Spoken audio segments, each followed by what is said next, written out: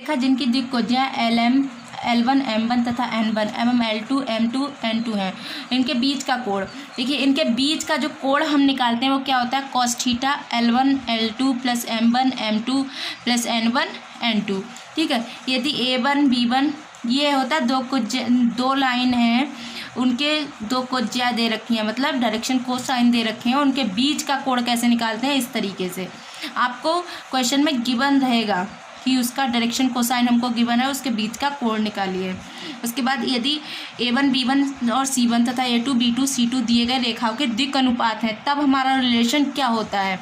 दिक् अनुपात गिवन है हमको, ठीक है, क्या डायरेक्शन रेशो गिवन है, तब हम क्या निकालेंगे, direction cosine L1 L2 N1 भी निकाल सकते हैं। फिर दूसरा हम इनके बीच का कोण निकालते हैं, जब हमको द्विक अनुपात ज्ञात हो, डायरेक्शन रेशो ज्ञात हो, तब हम उनके बीच का कोण इस तरीके से निकालते हैं। और हमको अगर डायरेक्शन कोसाइन गिवन है, तब हम उनके बीच का कोण इस तरीके से निकालते हैं।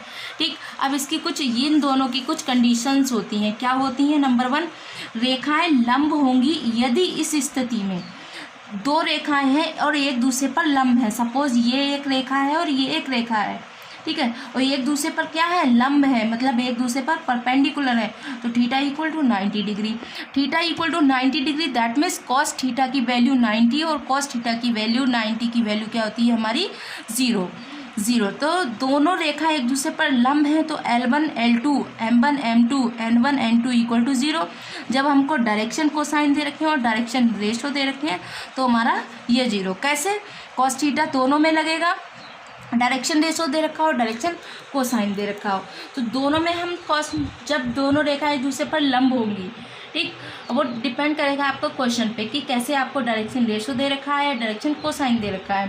तो थीटा इक्वल टू 90 डिग्री, तो दोनों में रखेंगे तो हमारा पे क्या हो जाएगा, थीटा इक्वल टू 0, तो 0 हो गया। यहाँ रखेंगे 90 डिग्री, तो ये इधर 0 बचेगा, तो ये क्रॉस मल्टीप्लिकेशन होगा, तो यहाँ पर 0 बचेगा। ठीक है, अब देखिए दो रेखाएं हैं, ठीक है, कोई भी भाई एक रेखा एक दूसरे पर लंब थोड़ा ना हो जाएगी, दो रेखाएं हैं, ठीक है, दो रेखाएं समांतर होंगी यदि, अगर दो रेखाएं समांतर हैं तब दोनों में अगर हमें डायरेक्शन कोसाइन दे रखा है, डायरेक्शन कोसाइन दिक्कोज्या दे रखे हैं, तो L1/L2 equal to M1/N2 equal to N1/N2। ये प्रॉपर्टी याद कर लेना, इसी पर बेस्ड क्वेश्चन आता है। और डायरेक्शन रेशो में हमारी ये कंडीशन होती है, जब दो रेखाएं समांतर होती हैं, जब दो रेखाएं क्या होती हैं आपके पास, लंब होती हैं, मतलब परपेंडिकुलर होती हैं। अब देखते हैं हमारे क्वेश्चन किस तरीके से आते हैं। बिंदु हमारे इतने दे रखा है और उनके बीच की दूरी, ये 1 नंबर में क्वेश्चन पूछा जाता है। वही फार्मूला निकाल देंगे, ये सपोज पॉइंट P है और ये Q है, इनके बीच का डिस्टेंस फार्मूला हम निकालेंगे, फार्मूला लगाएंगे, सॉल्व करेंगे, आंसर निकालेंगे। देखिए दूसरा, दिखाइए कि बिंदु ये एक समकोण समद्विबाहु त्रिभुज बनाते हैं। समद्विबाहु क्या होता है, जिसकी दो भुजाएं क्या होती हैं, बराबर होती हैं, जिसकी दो भुजाएं बराबर होती हैं, वो क्या कहलाता है, हमारा समद्विबाहु त्रिभुज। ठीक है, माना त्रिभुज के शीर्ष ABC जिनके निर्देशांक को बोलते हैं कोऑर्डिनेट्स क्रमशः ये हैं। तो हम क्या करें, सबसे पहले AB कोई त्रिभुज है हमारा, A है, B है और C है। सपोज A पॉइंट ये है, B पॉइंट ये है और C पॉइंट ये है, तो सबसे पहले हम क्या निकाल दें, AB निकाल दें। AB कैसे निकालेंगे, इन दोनों के बीच का डिस्टेंस फार्मूला लगा के। फिर AC निकाल दें, फिर क्या इन दोनों के बीच भी डिस्टेंस फार्मूला। BC निकाल दें, इन दोनों का भी डिस्टेंस फार्मूला लगा के ही निकालेंगे। तो हमने सबसे पहले AB निकाला, AB का डिस्टेंस फार्मूला लगाया, फिर क्या निकाला, AC निकाला। AC में भी हमने डिस्टेंस फार्मूला लगाया, ठीक है, AC में भी डिस्टेंस फार्मूला लगाया। इसे AB और C, एक मिनट चलिए अभी बताते हैं। AB निकाला, BC निकाला, ठीक है, फिर CA निकाला, AB निकाला, BC निकाला और CA निकाला। ठीक, अब देखिए कोई भी त्रिभुज की दो भुजाएं क्या हैं, बराबर होनी चाहिए।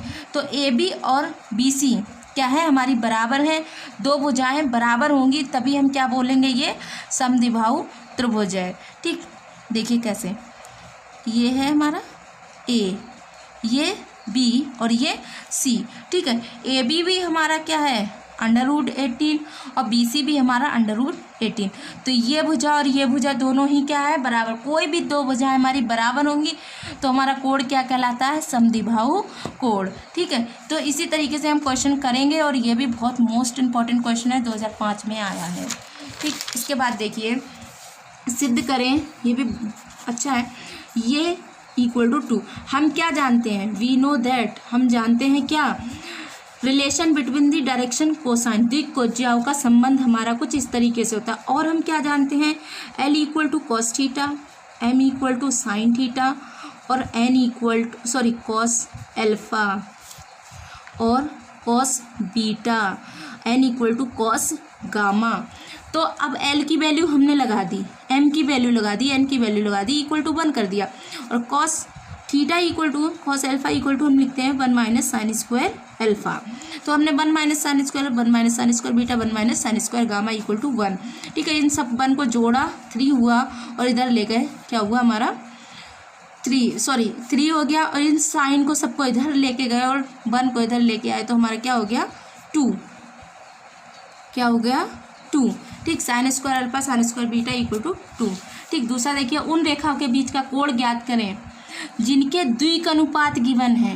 क्या गिवन है, द्विकनुपात मतलब डायरेक्शन रेशो, मतलब A1 A2 A1 B1 और C1। ठीक, A2 B2 C2।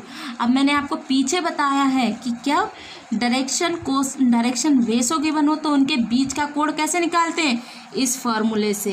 ठीक, इस फॉर्मूले से निकालते हैं हम इनका A1 A2 B1 B2 का सबका वैल्यू पुट करेंगे और हम क्या निकालेंगे, इसको सोल्व करेंगे, आंसर लाएंगे और थीटा निकालने के लिए इसको इन्वर्स में पहुंचा देंगे, इस तरीके से।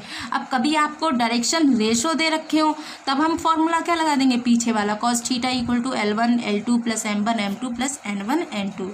ठीक, इधर देखिए, उसके बाद यदि एक रेखा x और y अक्ष के क्रमशः इतना उतना एंगल कोण बनाती है तो इसका z एक्सिस से कोण ज्ञात कीजिए। ठीक, 2010 में आया, मोस्ट इम्पॉर्टेंट क्वेश्चन है। ठीक, देखिए, यदि कोई रेखा x y z अक्षों से क्रमशः, मैंने लेट कर लिया है, अल्फा बीटा गामा कोण बनाती है। क्या बनाती है, अल्फा बीटा गामा कोण। तो ये एक फॉर्मूला होता है, cos² alpha + cos² beta + cos² gamma =1। ये फॉर्मूला होता है, इसे याद कर लेना। ठीक, अब x एक्सिस के साथ अल्फा कोण बना रही थी तो that means alpha = π/4, y x के साथ बीटा बना रही थी तो बीटा = π/3। ठीक है, अब देखिए अल्फा बीटा की वैल्यू पुट कर दीजिए और गामा क्या बना रहा था, जेड एक्स के साथ, और हमसे पूछा क्या, इसका जेड एक्स से कोण ज्ञात कीजिए। तो सब वैल्यू पुट करेंगे और गामा की वैल्यू निकालेंगे। जो भी गामा की वैल्यू आएगी वही हमारा क्या हो जाएगा, वही। देखिए, एक बार प्लस अगर हम cos गामा की वैल्यू cos गामा = 1/2 लेते हैं तब हमारी π/3 की वैल्यू आती है, मतलब 60 की वैल्यू आती है। और जब हम cos गामा = -1/2 लेते हैं तब हमारी वैल्यू किसकी आती है, 2/3 की। अब हम कहते हैं कि दी हुई रेखा z एक्स से π/3 2π/3 कोण बनाती है। सबसे अच्छे क्वेश्चन है, इसी से आपका क्वेश्चन फंसेगा। अब देखिए, एक क्वेश्चन है क्या, दर्शाइए कि बिंदु ये और ये को मिलाने वाली रेखा, एक रेखा हो गई, बिंदु इतने और इतने को मिलाने वाली रेखा दूसरी हो गई, वाली रेखा के समांतर है तथा बिंदु द और इतने को मिलाने वाली रेखा के लंबवत है। अब देखिए, सबसे पहले देखते जाइए क्या कह रहा है, माना बिंदु इतना और इतने को मिलाने वाली रेखा AB है तथा बिंदु C और D को मिलाने वाली रेखा CD है। अब क्या कह रहा है, एक दूसरे के समांतर है, ये 2 पॉइंट एक रेखा बनाती है और ये 2 पॉइंट भी एक रेखा बनाती है, और क्या है, एक दूसरे के समांतर है। तब हम देखते हैं जो ये है A1 B1 C1 A2 B2 क्रमशः AB तथा CD के द्विकनुपात हैं। ठीक, तो सबसे पहले हम AB के क्या निकाल दें, क्या निकाल दें, द्विकनुपात निकाल दें। क्या निकाल दें, द्विकनुपात, मतलब A1 और A2 भी कैसे निकालते हैं, x2 माइनस का x1 y2 माइनस का y1 और z2 माइनस का z1 निकाला। अब जो ये वैल्यू आई वो A1 B1 और C1 की हो गई। इसी तरीके से CD के द्विकनुपात निकालेंगे, वो भी हम x2 minus x1 y2 minus y1 और z2 माइनस z1। ये भी a2 b2 c2 आ गया। ठीक है, दो रेखाओं के दिक जिनके द्विक अनुपात a1 इतने दे रखे हैं जो कि समांतर हैं। ठीक है, जो कि क्या है, समांतर। तो हमने कंडीशन क्या बताई थी आपको, समांतर होने की कंडीशन होती है हमारी ये, अगर ये तीनों एक दूसरे में आपस में इक्वल आ गए तो हम कह सकते हैं ये दोनों रेखा आपस में क्या है, समांतर है। तो जब हमने इसकी वैल्यू पुट करी तो ये तीनों ही वैल्यू इक्वल आ गई, तो हम कह सकते हैं रेखा ए बी और सी डी परस्पर समांतर है। पुनः माना बिंदु P, अब कह रहा था हमारा कि ये तो समांतर हो गई, फिर कह रहा था दो बिंदु हमको और गिवन थे, कि कह रहा था जो रेखा हमारी आई थी ए बी या हम ले सकते थे सी डी, उन दोनों में से किसी एक के जो तीसरी रेखा आएगी बिंदु 2, -1 को मिलाने वाली रेखा के लंबवत है। अब देखिए माना बिंदु P और Q को मिलाने वाली रेखा PQ है, जो इसके द्विक अनुपात निकालेंगे वो हमारे A3 B3 और C3 होंगे। तो अब तो रेखा AB तथा PQ के लंबवत होगी। अब आप ये मत सोचना कि मैंने AB ली, आप CD भी ले सकते हैं, दोनों में से कोई भी लाइन लेंगे और ये जो लाइन होगी वो उसके लंबवत होगी, उन दोनों में से किसी एक लाइन के लंबवत होगी। तो लंबवत होने की कंडीशन क्या है, जब हमें इसमें क्या दे रखा है, डायरेक्शन रेशो दे रखे हैं, तब हमारी कंडीशन हमारी कुछ इस तरीके की होती है और इसमें हम वैल्यू पुट करेंगे। अगर हमारा LHS लेंगे और 0 आ गया तब हम कह सकते हैं कि रेखा AB और PQ के परस्पर लंबवत है। आप इसके डायरेक्शन रेशो ही निकालें, क्योंकि डायरेक्शन कोसाइन निकालने पर ज़्यादा लेंथी हो जाएगा, उससे भी हो सकता है, लेकिन आप कोशिश करें इसके डायरेक्शन रेशो निकालें, उसके समांतर की कंडीशन लगाएं, फिर तीसरी रेखा निकालें, उसके भी डायरेक्शन रेशो लगाएं और उन दोनों में से किसी एक रेखा को लेके एक दूसरे पर लंबवत की प्रॉपर्टी लगाएं और आंसर निकालें। और ये क्वेश्चन 2004 में आया है, बहुत इंपॉर्टेंट है। चलिए, थैंक यू क्लास।